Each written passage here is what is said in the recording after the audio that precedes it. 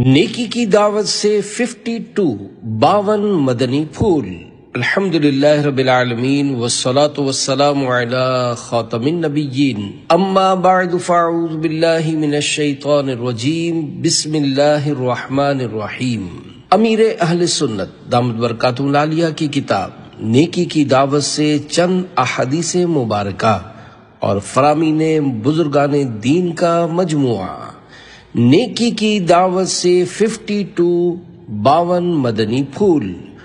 دعائے عطار، یا اللہ پاک جو کوئی 14 صفحات کا رسالہ نیکی کی دعوت سے 52 مدنی پھول پڑھ یا سن لے، اسے خوب نیکیاں کرنے اور گناہوں سے بچنے کی توفیق عطا فرما، اور اس کی ماں باپ اور خاندان سمیت بے حساب بخشش فرما، آمین بجاہ خاتم النبیین صلی اللہ علیہ وآلہ وسلم۔ درود شریف کی فضیلت۔ فرمانے آخری نبی صلی اللہ علیہ وآلہ وسلم، بے شک اللہ پاک نے ایک فرشتہ میری قبر پر مقرر فرمایا ہے جسے تمام مخلوق کی آوازیں سننے کی طاقت عطا فرمائی ہے۔ قیامت تک جو کوئی مجھ پر درود پاک پڑھتا ہے تو وہ مجھے اس کا اور اس کے باپ کا نام پیش کرتا ہے، کہتا ہے فلاں بن فلاں نے آپ صلی اللہ علیہ وآلہ وسلم پر درود پاک پڑھا ہے۔ صلو علی الحبیب صلی اللہ علی محمد۔ نمبر 1، علم دین سیکھنے اور سکھانے کی فضیلت۔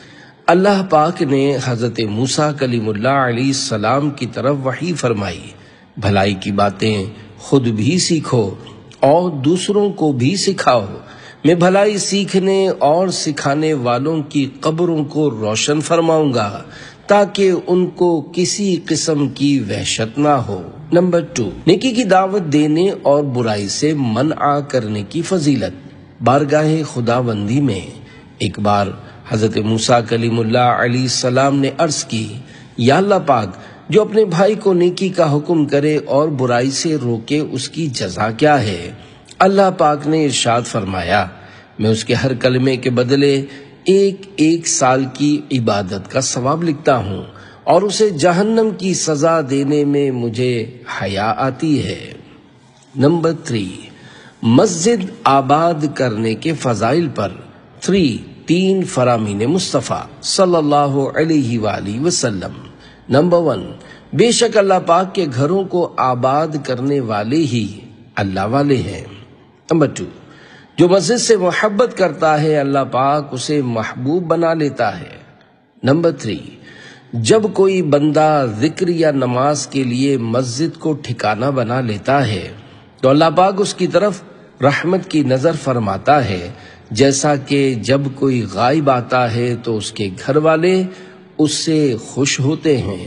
نمبر 4، 5 سے محبت اور 5 کو بھولنا۔ فرمان مصطفیٰ صلی اللہ علیہ وآلہ وسلم، میری امت پر وہ زمانہ جلد آئے گا کہ وہ 5 سے محبت رکھیں گے اور 5 کو بھول جائیں گے۔ نمبر 1، دنیا سے محبت رکھیں گے اور آخرت کو بھول جائیں گے۔ نمبر 2، مال سے محبت رکھیں گے اور محاسبے کو بھول جائیں گے۔ 3، مخلوق سے محبت رکھیں گے اور خالق کو بھول جائیں گے۔ 4، گناہوں سے محبت رکھیں گے اور توبہ کو بھول جائیں گے۔ 5، محلات سے محبت رکھیں گے اور قبرستان کو بھول جائیں گے۔ نمبر 5، ریاکاری اور دکھاوے کی نحوست۔ فرمانے آخری نبی صلی اللہ علیہ وآلہ وسلم، اللہ پاک اس عمل کو قبول نہیں کرتا جس میں رائی کے دانے کے برابر بھی ریا یعنی دکھاوا ہو۔ 6، باطن کی اصلاح کیجیے۔ اللہ پاک کے پیارے پیارے آخری نبی مکی مدنی محمد عربی صلی اللہ علیہ وآلہ وسلم کا فرمان ہے، جو اپنے باطن کی اصلاح کرے گا تو اللہ پاک اس کے ظاہر کی بھی اصلاح فرما دے گا۔ 7، ناپسندیدہ کاموں سے بچو۔ حضور اکرم صلی اللہ علیہ وآلہ وسلم نے فرمایا، جو کام لوگوں کے سامنے کرنا ناپسند کرتے ہو وہ تنہائی میں بھی نہ کیا کرو۔ 8، جھگڑا نہ کیجیے۔ اللہ پاک کے سچے نبی صلی اللہ علیہ وآلہ وسلم نے فرمایا، جو حق پر ہونے کے باوجود جھگڑا نہیں کرتا، میں اس کے لیے جنت کے اندرونی کنارے میں ایک گھر کا ضامن ہوں۔ 9، سب سے اچھا کون؟ بارگاہ رسالت صلی اللہ علیہ وآلہ وسلم میں عرض کیا گیا، لوگوں میں سب سے اچھا کون ہے؟ فرمایا، لوگوں میں سے وہ شخص سب سے اچھا ہے جو کثرت سے قرآن کریم کی تلاوت کرے، زیادہ متقی ہو، سب سے زیادہ نیکی کا حکم دینے اور برائی سے منع کرنے والا ہو، اور سب سے زیادہ صلہ رحمی یعنی رشتہ داروں کے ساتھ اچھا برتاؤ کرنے والا ہو۔ 10، تلاوت قرآن کریم کی فضیلت۔ ہمارے پیارے آقا صلی اللہ علیہ وآلہ وسلم نے فرمایا، قیامت کے دن قرآن پڑھنے والا آئے گا تو قرآن عرض کرے گا، یا رب اسے حلہ یعنی جنت کا لباس پہنا، تو اسے کرامت کا حلہ یعنی بزرگی کا جنتی لباس پہنایا جائے گا۔ پھر قرآن عرض کرے گا، یا رب اس میں اضافہ فرما، تو اسے کرامت کا تاج پہنایا جائے گا۔ پھر قرآن عرض کرے گا، یا رب اس سے راضی ہو جا، تو اللہ پاک اس سے راضی ہو جائے گا۔ پھر اس قرآن پڑھنے والے سے کہا جائے گا، قرآن پڑھتا جا اور جنت کے درجات طے کرتا جا، اور ہر آیت پر اسے ایک نعمت عطا کی جائے گی۔ 11، روزی میں برکت کا وظیفہ۔ اللہ پاک کے سچے نبی صلی اللہ علیہ وآلہ وسلم نے فرمایا، جسے یہ پسند ہو کہ اس کی عمر اور رزق میں اضافہ کر دیا جائے تو اسے چاہیے کہ اپنے والدین کے ساتھ اچھا برتاؤ کرے اور اپنے رشتہ داروں کے ساتھ صلہ رحمی کیا کرے۔ 12، اچھی سوچ کی برکت۔ مصطفیٰ جان رحمت صلی اللہ علیہ وآلہ وسلم نے فرمایا، حسن الظن من حسن العبادہ، یعنی حسن ظن عمدہ عبادت سے ہے۔ حضرت مفتی احمد یار خان رحمت اللہ علیہ اس حدیث پاک کے مختلف مطالب بیان کرتے ہوئے لکھتے ہیں، یعنی مسلمانوں سے اچھا گمان کرنا، ان پر بدگمانی نہ کرنا، یہ بھی اچھی عبادات میں سے ایک عبادت ہے۔ 13، جنتی محل حاصل کرنے کا طریقہ۔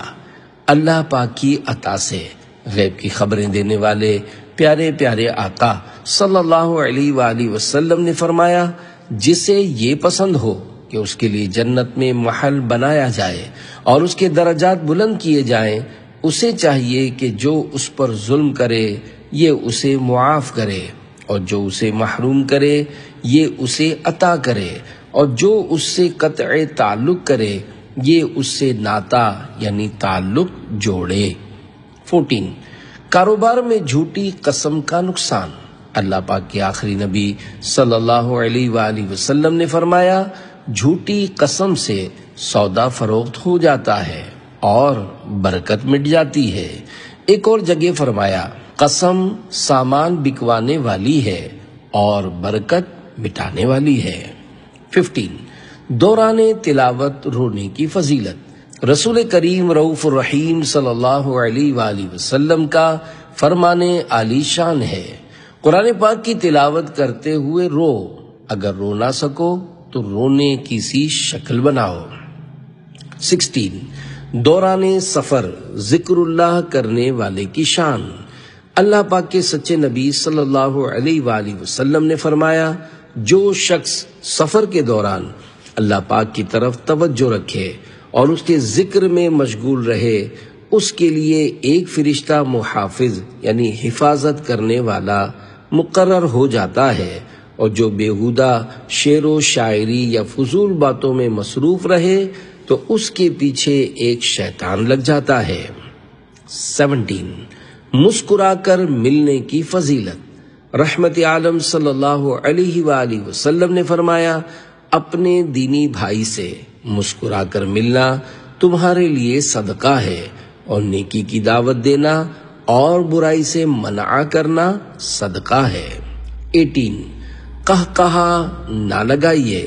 رسول اللہ صلی اللہ علیہ وآلہ وسلم نے ارشاد فرمایا، القہقہۃ من الشیطان وتبسم من اللہ، یعنی قہقہا شیطان کی طرف سے ہے اور مسکرانا اللہ پاک کی طرف سے ہے۔ 19 نجات کے طریقے۔ حضرت عقبہ بن عامر رضی اللہ عنہ نے عرض کی، یا رسول اللہ صلی اللہ علیہ وآلہ وسلم نجات کیا ہے؟ فرمایا، نمبر 1 اپنی زبان کو روک رکھو، یعنی اپنی زبان وہاں کھولو جہاں فائدہ ہو، نقصان نہ ہو، اور نمبر 2 تمہارا گھر تمہیں کفایت کرے، یعنی بلا ضرورت گھر سے نہ نکلو، اور نمبر 3 گناہوں پر رونا اختیار کرو۔ 20 مسلمان کا عیب چھپانے کا ثواب۔ اللہ پاک کے آخری نبی صلی اللہ علیہ وآلہ وسلم نے فرمایا، جو اپنے مسلمان بھائی کی عیب پوشی کرے اللہ پاک قیامت کے دن اس کی عیب پوشی فرمائے گا، اور جو اپنے مسلمان بھائی کا عیب ظاہر کرے اللہ پاک اس کا عیب ظاہر فرمائے گا، یہاں تک کہ اسے اس کے گھر میں رسوا کر دے گا۔ 21 مسلمان بھائی کی تکلیف دور کرنے کا ثواب۔ اللہ پاک کے آخری رسول صلی اللہ علیہ وآلہ وسلم نے فرمایا، جو کسی مسلمان کی تکلیف دور کرے اللہ پاک قیامت کی تکلیفوں میں سے اس کی تکلیف دور فرمائے گا، اور جو کسی مسلمان کی عیب پوشی کرے تو خدائے ستار قیامت کے روز اس کی عیب پوشی فرمائے گا۔ 22 عیب چھپائیے جنت میں جائیے۔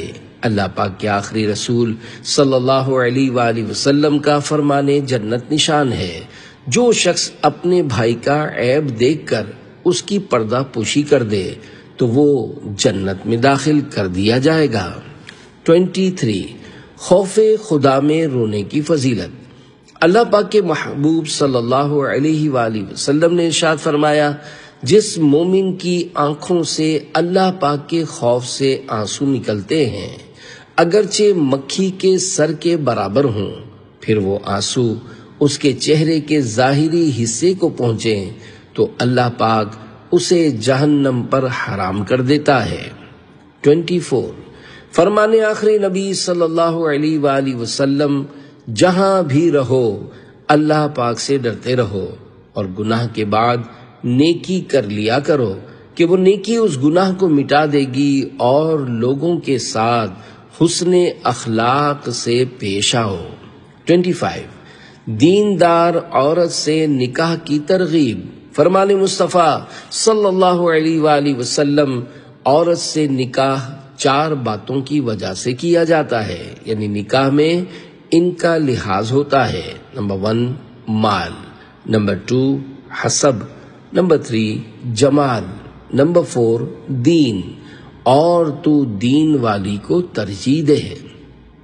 26 اپنے مرحومین کو ایصال ثواب کرے۔ مردے کا حال قبر میں ڈوبتے ہوئے انسان کی مانند ہے کہ وہ شدت سے انتظار کرتا ہے کہ باپ یا ماں یا بھائی یا کسی دوست کی دعا اس کو پہنچے، اور جب کسی کی دعا اسے پہنچتی ہے تو اس کے نزدیک وہ دنیا و ما فیہا، یعنی دنیا اور اس میں جو کچھ ہے سے بہتر ہوتی ہے۔ اللہ پاک قبر والوں کو ان کے زندہ متعلقین کی طرف سے ہدیہ کیا ہوا ثواب پہاڑوں کی مانند عطا فرماتا ہے۔ زندوں کا ہدیہ یعنی تحفہ مردوں کے لیے دعائے مغفرت کرنا ہے۔ 27 نکاح کی برکت۔ جب تم میں کوئی نکاح کرتا ہے تو شیطان کہتا ہے، ہائے افسوس، ابن آدم نے مجھ سے اپنا 2/3 2/3 دین بچا لیا۔ 28 گناہ سے منع نہ کرنے کا نقصان۔